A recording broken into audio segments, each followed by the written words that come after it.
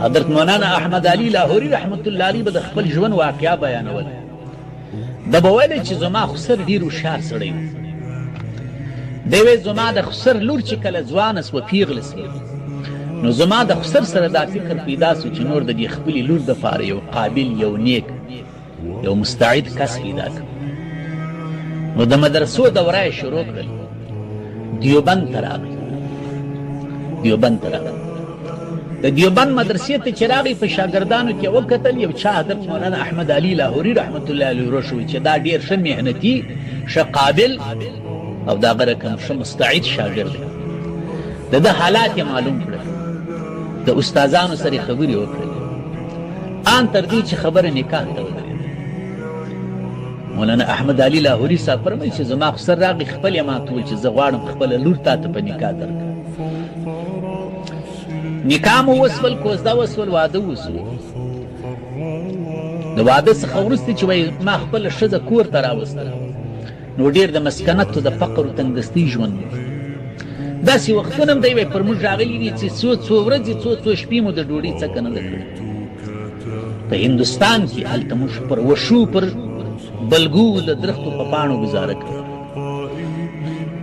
وایي زما ښځه چې به کله د پلار کره راله، نو بیا مور ته ویل چې مورې تاسې خو موږ ته ویل چې انسان مړ سي بیا جنت ته ځي، ما خو پر دې دنیا په ژوندون کې جنت پیدا کړي.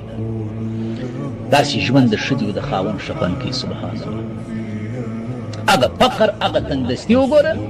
زموږ د خو چې درې ورځې تنګدستي و فقر به راولي باندې نږدې ده چې پر سړي عریضه وکړي چې خدای دې خوار نه کړه په دې ژوند باندې، نه کچالو سته، نه پټاټې سته، نه بینډۍ سته، نه غوړي سته. ملا صاحب دا څنګه ژوند دی؟ تر دې ژوند خو وایي مرګ ښه دی.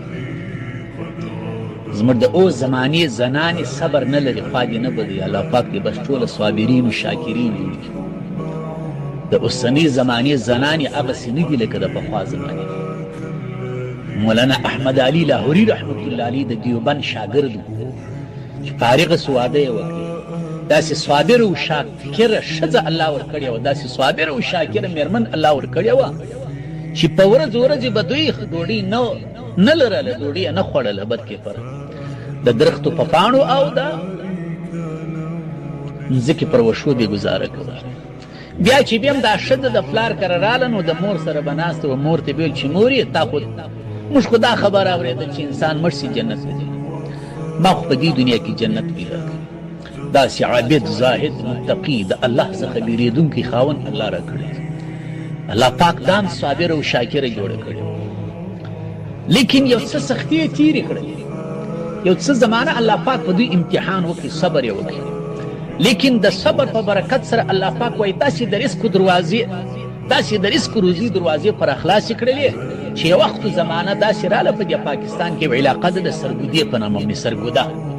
یو وخت زمانه وایي داسې پر راله چې د سرګودې خانان خلک، سیټان او چودریان خلک، د هغوی ښځې به وایي د مولانا احمد علي لاهوري رحمت الله علیه کور ته راتلي، جارو به یې واخیستې، د دوی کور، د دوی برنډه، د دوی وطاق، د دوی سرای به د برکت لپاره جارو کوي چې زموږ په لاسو کې برکت راسي.